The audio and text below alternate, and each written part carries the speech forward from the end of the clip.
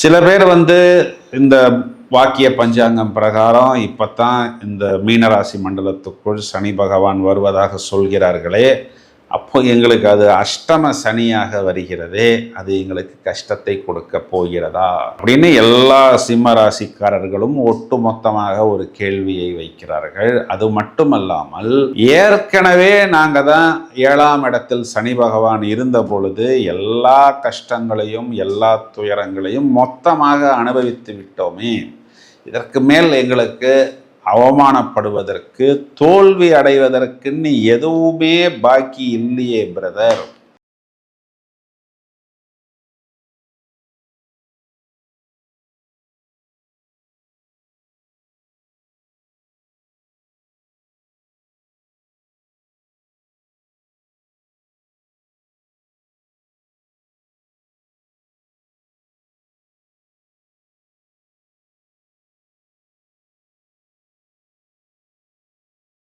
ஜீவனாதிபதி தொழில் ஸ்தானாதிபதி அவரும் 8ஆம் வீட்டில் மறைய போகிறார். உச்ச கிரகத்துக்கு மறைவு கிடையாது. ஆனால் அந்த 8ஆம் இடம் அப்படிங்கிறது ஏதோ ஒரு மன கஷ்டத்தை கொடுக்கும் அப்படின்னு சொல்கிறாங்களே. இப்போ 8ஆம் இடத்துல சேட்டன், 8ஆம் இடத்துல சூரியன், 8ஆம் இடத்துல சுக்கிரன், அதுவும் உச்ச சுக்கிரன். இதில் எவ்வளவு கஷ்டங்களை நாங்கள் அனுபவிப்பது, எவ்வளவு பிரச்சனைகளை நாங்கள் அனுபவிப்பது. ஏதாவது ஒரு குட் நியூஸ் இருந்தால் சொல்லுங்க பிரதர் அப்படின்னு நீங்கள் சொல்வது நன்றாக புரிகிறது. சிம்ம ராசிக்காரர்கள் நிறைய கஷ்டங்களையும் துன்பங்களையும் துயரங்களையும் அனுபவித்தார்கள்.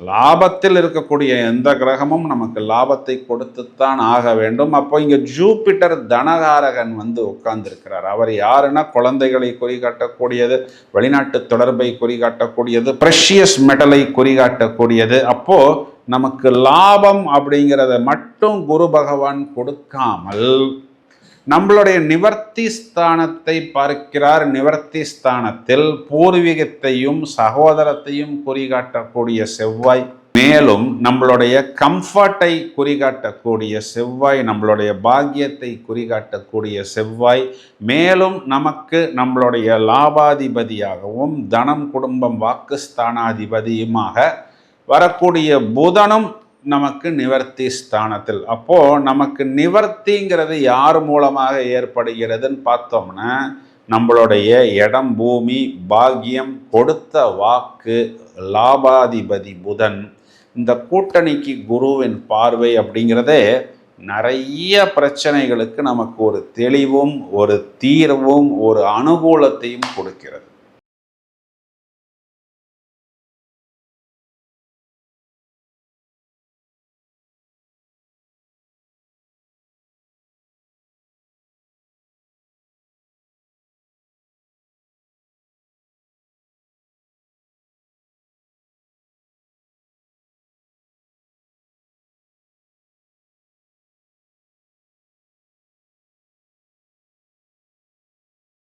அதாவது சில ஆப்ளிகேஷன்ஸாக லேடிஸ் உங்கள்கிட்ட கேட்பாங்க. வயதில் மூத்த நபராக இருக்கலாம், இல்லை ஏதாவது பூர்வீகம் சம்பந்தப்பட்ட விஷயமாக இருக்கலாம், இல்லை அவங்களுடைய பொண்ணை நீங்கள் திருமணம் செய்து கொள்ள வேண்டும் அப்படிங்கிற மாதிரி உங்கள் ரிலேஷன்ஸில் கேட்கலாம். இதில் நீங்கள் நோ அப்படின்னு சொல்லும் பொழுது அவங்களுக்கு அந்த நேரம் கொஞ்சம் வருத்தமாகவும் கொஞ்சம் மனக்கசப்பாகவும் இருக்கும். அதனால் சில விஷயங்கள் நாங்கள் இந்த மாதிரி வரும் பொழுது யோசித்து சொல்கிறோம், பார்த்து சொல்கிறோம், வீட்டில் பேசிக்கிட்டு சொல்கிறோம் அப்படிங்கிற மாதிரி கொஞ்சம் தள்ளி போடுவது. பொதுவாக பெண்கள் மனம் கோணாதபடி நடந்து கொள்வது, வருத்தப்படாத அளவுக்கு நீங்கள் உங்களை பார்த்து கொள்வது புத்திசாலித்தனம்.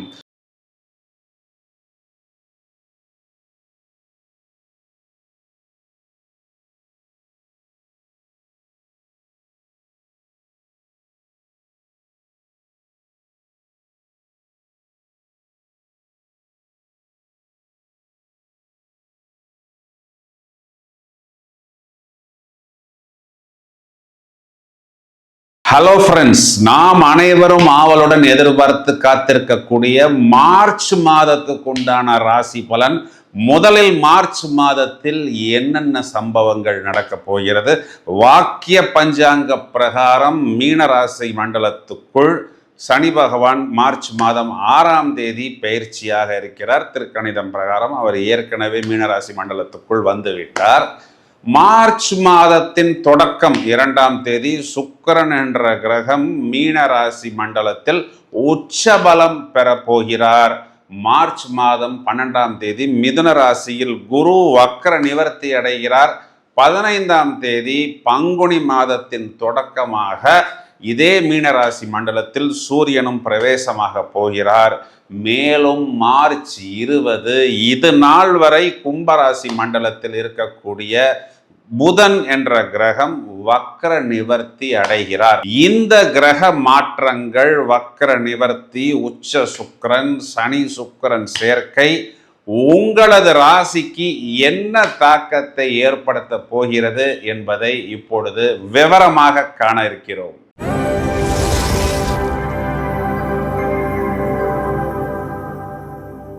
சிம்ம ராசியை எடுத்துக்கொள்வோம். பலன் சொல்றதுக்கு ரொம்ப நேரமாக காத்து கொண்டிருக்கிறேன். ஏன் அப்படின்னா, சில பேர் இந்த வாக்கிய பஞ்சாங்கம் பிரகாரம் இப்பத்தான் இந்த மீனராசி மண்டலத்துக்குள் சனி பகவான் வருவதாக சொல்கிறார்களே, அப்போ எங்களுக்கு அது அஷ்டம சனியாக வருகிறதே, அது எங்களுக்கு கஷ்டத்தை கொடுக்க போகிறதா அப்படின்னு எல்லா சிம்ம ராசிக்காரர்களும் ஒட்டுமொத்தமாக ஒரு கேள்வியை வைக்கிறார்கள். அது மட்டுமல்லாமல், ஏற்கனவே நாங்கள் தான் 7ஆம் இடத்தில் சனி பகவான் இருந்த பொழுது எல்லா கஷ்டங்களையும் எல்லா துயரங்களையும் மொத்தமாக அனுபவித்து விட்டோமே, இதற்கு மேல் எங்களுக்கு அவமானப்படுவதற்கு, தோல்வி அடைவதற்குன்னு எதுவுமே பாக்கி இல்லையே பிரதர். இப்போ இந்த அஷ்டம சனிங்கிறது மட்டும் இல்லாமல், நீங்க சொல்றத பார்த்தா எங்க ராசியாதிபதியே 8ஆம் வீட்டில் போய் அமரப்போகிறார். அப்போ நாங்களே அங்க போய் அமரப்போகிறோமா? என்ன நடக்க போகிறது? ஜீவனாதிபதி, தொழில் ஸ்தானாதிபதி அவரும் 8ஆம் வீட்டில் மறைய போகிறார். உச்ச கிரகத்துக்கு மறைவு கிடையாது. ஆனால் அந்த 8ஆம் இடம் அப்படிங்கிறது ஏதோ ஒரு மன கஷ்டத்தை கொடுக்கும் அப்படின்னு சொல்கிறாங்களே.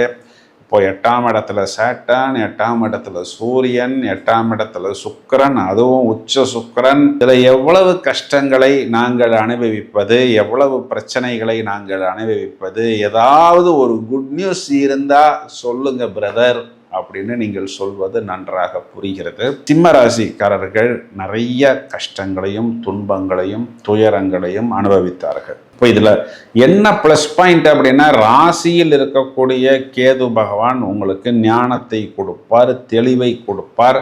இப்போ இதனால் வரைக்கும் நம்ம ரொம்ப ஸ்பீடாக இருந்தோம், நிறைய விஷயங்கள் பேசினோம், சொல்லிட்டு அந்த விஷயங்களை நம்மால் செய்ய முடியவில்லை. அதனால் ஒரு சங்கடம், ரொம்பவும் ஸ்பீடாக இருக்கிறதுனால போன வேகத்தில் நிறைய விஷயங்களை நாம் கவனிக்காமல் நாமே அந்த விஷயத்தை சிதற விட்டு விட்டோம். பிறகு நாம் உட்கார்ந்து யோசித்தோம். இன்னும் கொஞ்சம் ஸ்லோவாக, இன்னும் கொஞ்சம் ஸ்டெடியாக நாம் பயணித்திருந்தால் அந்த விஷயத்தை நாம் கண்டிப்பாக ஒரு தெளிவாக தீர்க்கமாக கொண்டு வந்திருப்போம் அப்படிங்கிறதை நாம் தான் பிறகு உட்கார்ந்து யோசித்தோம். அந்த ஞானத்தை, அந்த பக்குவத்தை, அந்த முதிர்ச்சியை இப்பொழுது ராசியில் இருக்கக்கூடிய கேது அப்படிங்கிறவர் நமக்கு கொடுத்து கொண்டு தான் இருக்கிறார். நம்மளுடைய பெரிய ப்ளஸ் பாயிண்ட்டு அப்படின்னு நம்ம எடுத்தோம்னா, லாபஸ்தானத்தில் குரு பகவான் வக்ர நிவர்த்தி. லாபத்தில் இருக்கக்கூடிய எந்த கிரகமும் நமக்கு லாபத்தை கொடுத்துத்தான் ஆக வேண்டும். அப்போ இங்கே ஜூபிட்டர் தனகாரகன் உட்கார்ந்துருக்கிறார். அவர் யாருன்னா, குழந்தைகளை குறிகாட்டக்கூடியது, வெளிநாட்டு தொடர்பை குறிகாட்டக்கூடியது, ப்ரெஷியஸ் மெட்டலை குறிகாட்டக்கூடியது. அப்போ நமக்கு லாபம் அப்படிங்கிறத மட்டும் குரு பகவான் கொடுக்காமல் நம்மளுடைய நிவர்த்தி ஸ்தானத்தை பார்க்கிறார். நிவர்த்தி ஸ்தானத்தில் பூர்வீகத்தையும் சகோதரத்தையும் குறிகாட்டக்கூடிய செவ்வாய், மேலும் நம்மளுடைய கம்ஃபர்ட்டை குறிகாட்டக்கூடிய செவ்வாய், நம்மளுடைய பாக்கியத்தை குறிகாட்டக்கூடிய செவ்வாய், மேலும் நமக்கு நம்மளுடைய லாபாதிபதியாகவும் தனம் குடும்பம் வாக்குஸ்தானாதிபதியுமாக வரக்கூடிய புதனும் நமக்கு நிவர்த்தி ஸ்தானத்தில். அப்போ நமக்கு நிவர்த்திங்கிறது யார் மூலமாக ஏற்படுகிறதுன்னு பார்த்தோம்னா, நம்மளுடைய இடம், பூமி, பாக்கியம், கொடுத்த வாக்கு, லாபாதிபதி புதன், இந்த கூட்டணிக்கு குருவின் பார்வை அப்படிங்கிறதே நிறைய பிரச்சனைகளுக்கு நமக்கு ஒரு தெளிவும் ஒரு தீர்வும் ஒரு அனுகூலத்தையும் கொடுக்கிறது. ராசியாதிபதி 8ஆம் இடத்துக்கு போய் விழுந்தால் என்ன ஆகும்னா, எல்லாரும் நம்மிடம் சொல்ல வேண்டிய எல்லா விஷயத்துக்கும் நாம் ஓகே, எஸ், செய்து தரேன் அப்படின்னு சொல்லாமல், யோசித்து சொல்கிறேன், பார்த்து சொல்கிறேன், என்னால் முடிந்தால்தான் இந்த விஷயத்தை நான் எடுத்துக்கொள்வேன் அப்படிங்கிற மாதிரி நாம் பயணிப்பது புத்திசாலித்தனம். 8ஆம் இடத்துல இருக்கக்கூடிய சுக்கிரன் என்ன பண்ணுவார் அப்படின்னா, ஆண்களுக்கு பெண்களால் தோல்வி, அவமானம், அதாவது சில ஆப்ளிகேஷன்ஸாக லேடிஸ் உங்கள்கிட்ட கேட்பாங்க. வயதில் மூத்த நபராக இருக்கலாம், இல்லை ஏதாவது பூர்வீகம் சம்பந்தப்பட்ட விஷயமாக இருக்கலாம், இல்லை அவங்களுடைய பொண்ணை நீங்கள் திருமணம் செய்து கொள்ள வேண்டும் அப்படிங்கிற மாதிரி உங்கள் ரிலேஷன்ஸில் கேட்கலாம். இதில் நீங்கள் நோ அப்படின்னு சொல்லும் பொழுது அவங்களுக்கு அந்த நேரம் கொஞ்சம் வருத்தமாகவும் கொஞ்சம் மனக்கசப்பாகவும் இருக்கும். அதனால் சில விஷயங்கள் நாங்கள் இந்த மாதிரி வரும் பொழுது யோசித்து சொல்கிறோம், பார்த்து சொல்கிறோம், வீட்டில் பேசிக்கிட்டு சொல்கிறோம் அப்படிங்கிற மாதிரி கொஞ்சம் தள்ளி போடுவது. பொதுவாக பெண்கள் மனம் கோணாதபடி நடந்து கொள்வது, வருத்தப்படாத அளவுக்கு நீங்கள் உங்களை பார்த்து கொள்வது புத்திசாலித்தனம். இதில் அஷ்டமத்தில் உங்களுக்கு சேட்டான் இருந்தாலும் எல்லா கிரகங்களுமே ராகு கேது அச்சுக்குள் அடங்குகிறது.